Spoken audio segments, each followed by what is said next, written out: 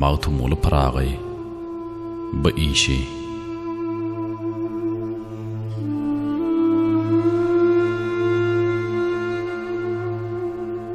Benne sen betişe batırlık etme.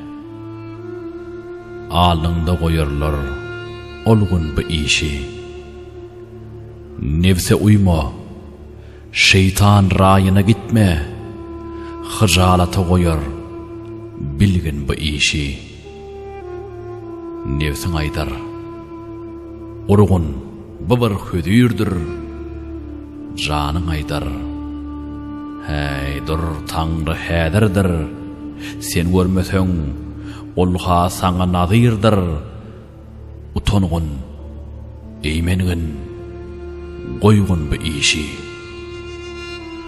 Bir yollu günah var, bir yollu sowap.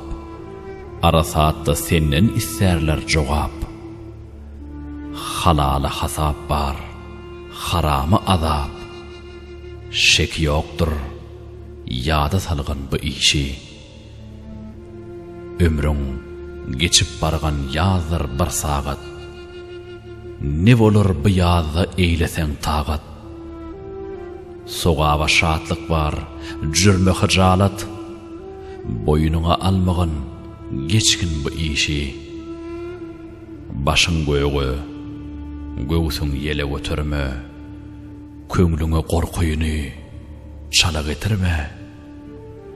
Yürekde yok sözü dile getirme. Ihlas kulağına çalgın bu işi. Musafir sen, muqim işin qurur sen. Bivaka dünyada niçe durur sen.